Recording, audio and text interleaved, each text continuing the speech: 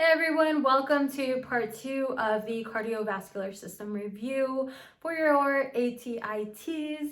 We are going to start off by talking about the coronary system, which in a nutshell supplies the myocardium with blood. We know that the myocardium is the heart muscle.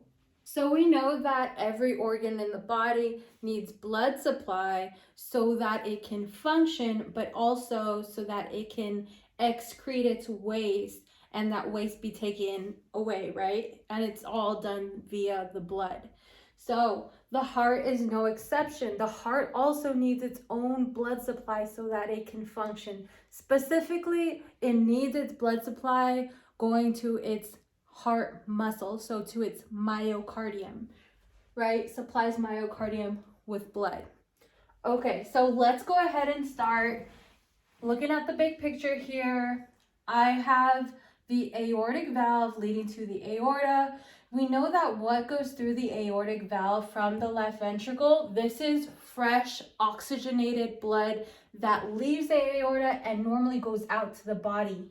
Okay, because there's fresh oxygenated blood coming out of here, well, the coronary system's going to take advantage and it plugs in its little coronary arteries right here at the aortic valve, and it drains some of that fresh oxygenated blood and it takes it to the myocardium. So let's go ahead and look at this detailed look at the aortic valve because it is super relevant to the coronary system. Let's take a look up close during the systole stages and the diastole stages. Okay, so here I have the aortic valve during systole, which means ventricular contraction, right? The ventricles are contracting and they're pushing the valve open and they're pushing blood out of the aorta. So if they're pushing that valve open, this is what it's going to look like. The 3 valve flaps are going to be open and blood is going to be flowing up those valves and out of those valves. Now, remember I said the coronary arteries from the coronary system are in the aortic valve. Well, I wanted to draw them to show you here. They actually go through this valve sort of like little straws, just like so. So they go through, and a part of them is on the inside of the valve like this. Okay? Now this is your right coronary artery. And this is your left coronary artery. So at this time, there's blood flowing through these valves. Now at this time, there is no blood leaking into these coronary arteries. But if we look at diastole, when the ventricles are now relaxing, so now the ventricles are relaxing and the valve is closing and there's no blood going through, so the valve is closed up. Now blood is going to go through these arteries. Let me show you how.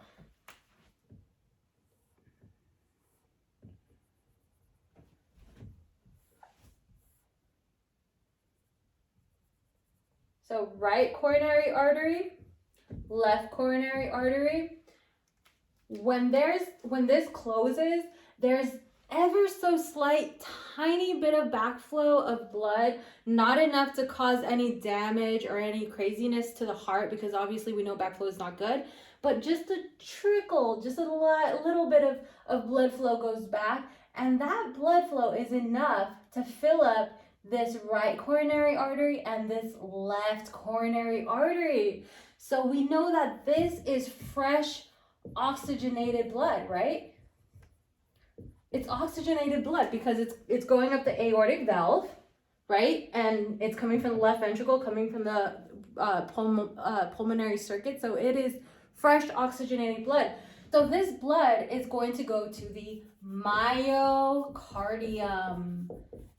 It's going to the myocardium, to the heart muscle, and any deoxygenated blood from the myocardium, it needs to pick up more oxygen, right? It's going to come right back in the heart through, we talked about this in the last video. Where is it coming from?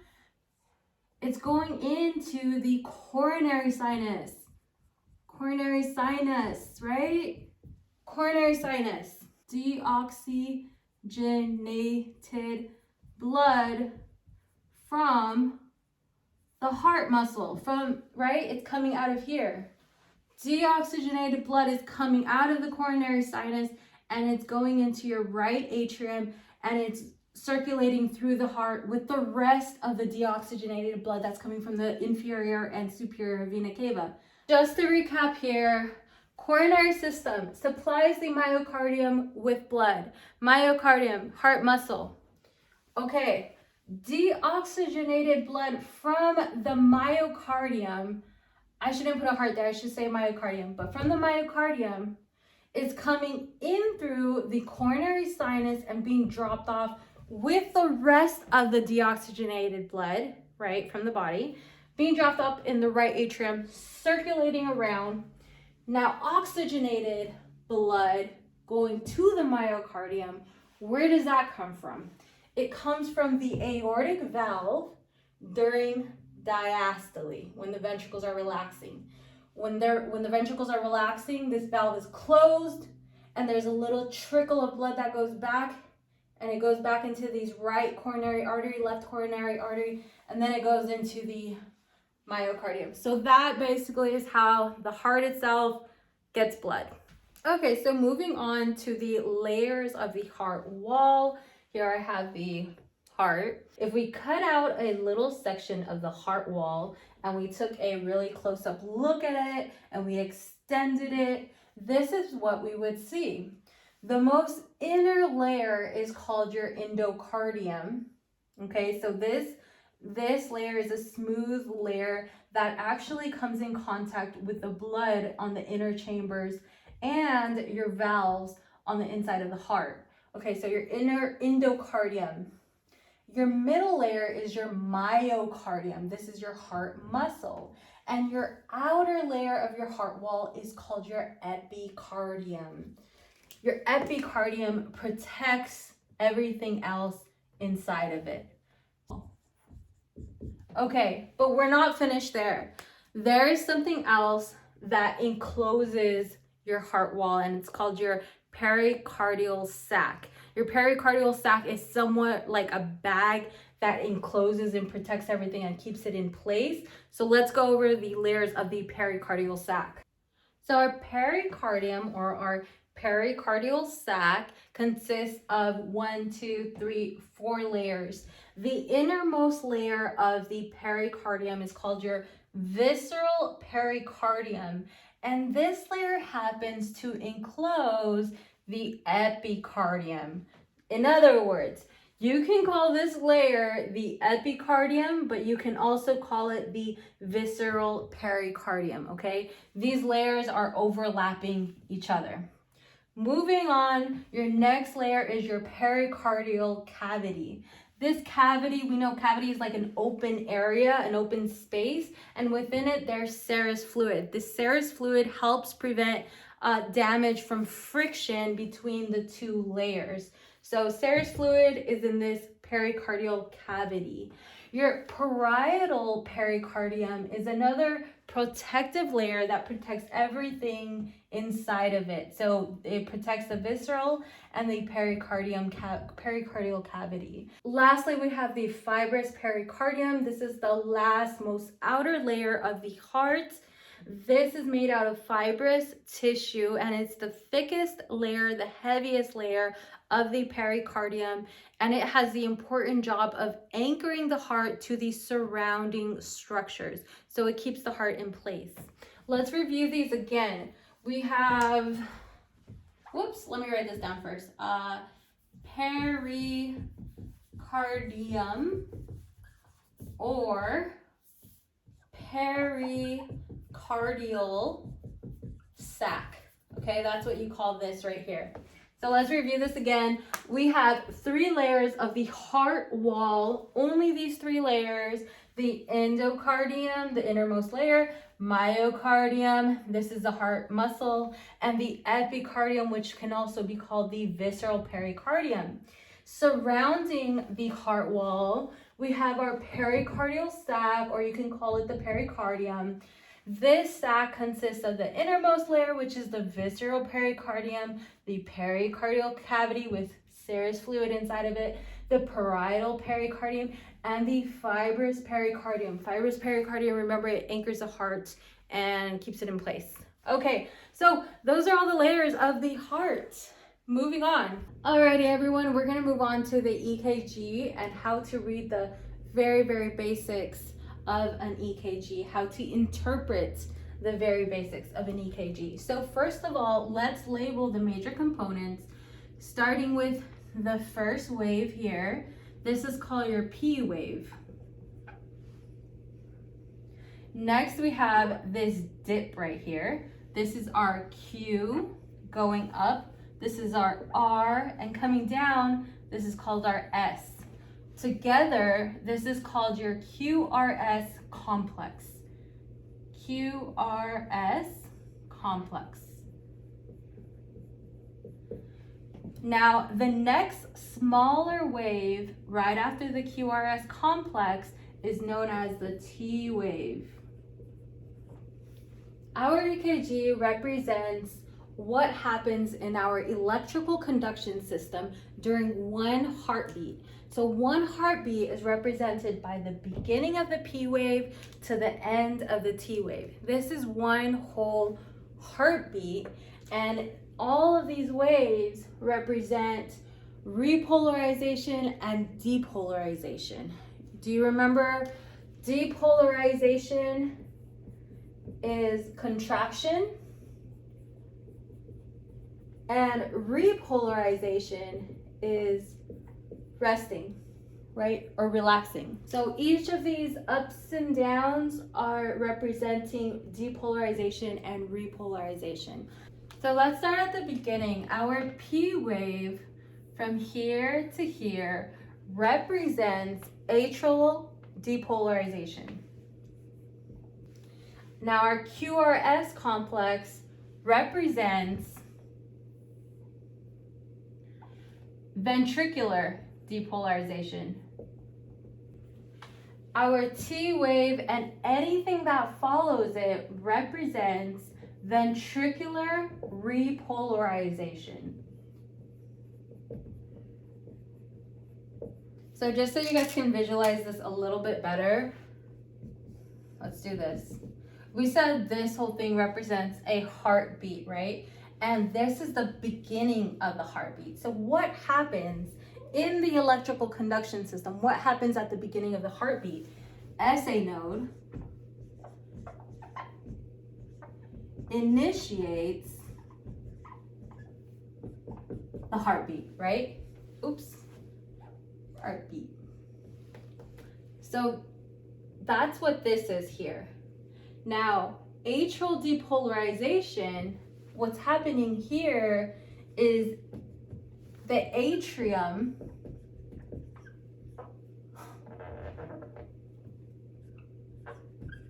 contract, right? That's what happens next. Atrium contract. What happens after the atrium contract?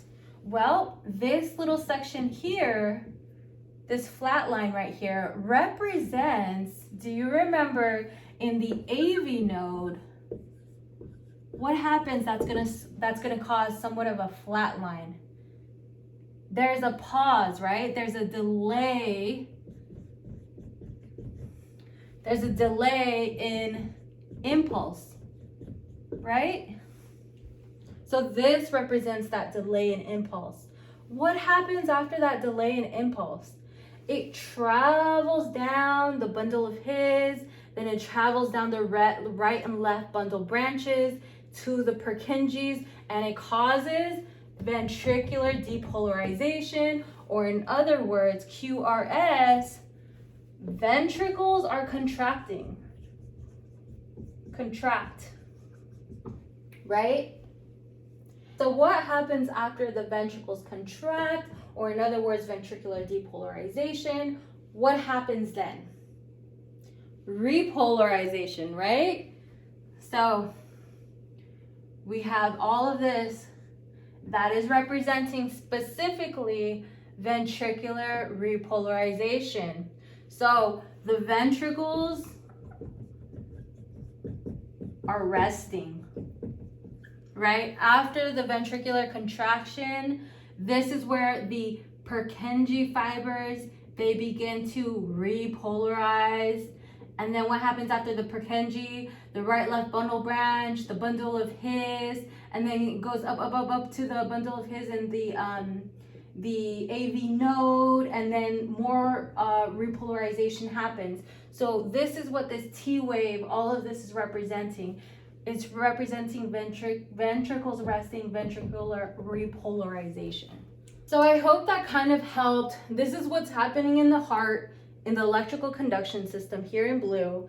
And this EKG or ECG, sorry, is representing all of that electrical activity. In other words, representing depolarization and repolarization in the atrium and the ventricles. One more thing I want to add. You might be wondering where the atrium are repolarizing, right? Because obviously we know atrium, they depolarize and then they repolarize. Ventricles depolarize and then they repolarize. Okay, so it actually happens right here during QRS. While the ventricles are depolarizing, the atrial repolarization happens. So QRS complex, while ventricular depolarization is happening, atrial repolarization is happening.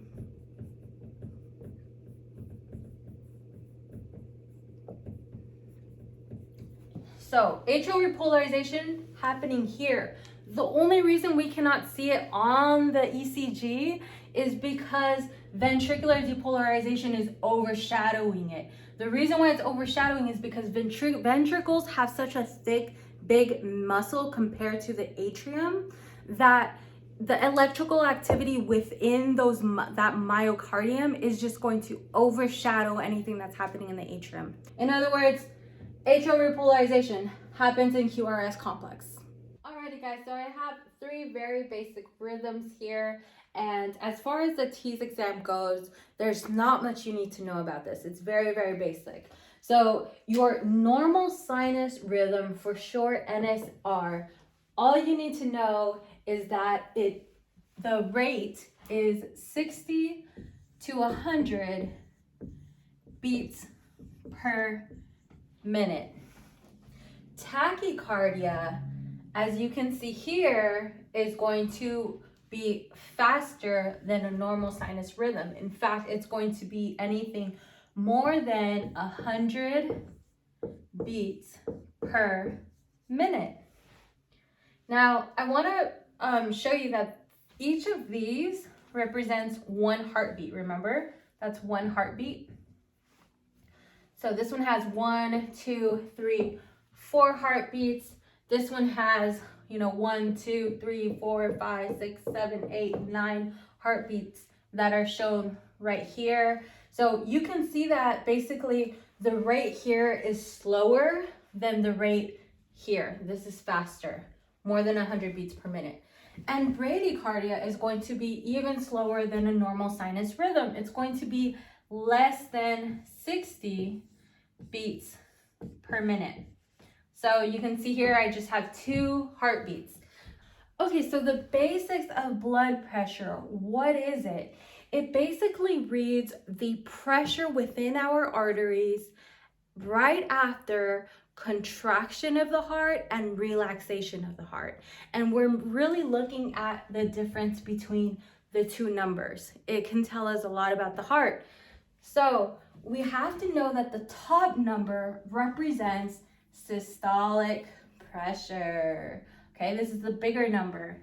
And this represents the max pressure that develops in the arteries after ventricular contraction. Okay, super important. And then your lower number which is going to also be your smaller number normally, is your diastolic number. Your diastolic number represents the lowest amount of pressure in the arteries after ventricular relaxation. So above number systolic, the max after ventricular contraction, and your lower number diastolic is the lowest after ventricular relaxation. So I use the numbers 120/80 because this represents the normal blood pressure reading for a young adult. Okay, 120/80.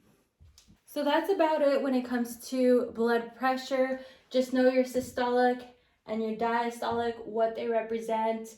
Know this humongous word right here, and know that this is the normal blood pressure for a healthy young adult. Okay, so we're gonna go ahead and move on to some pathologies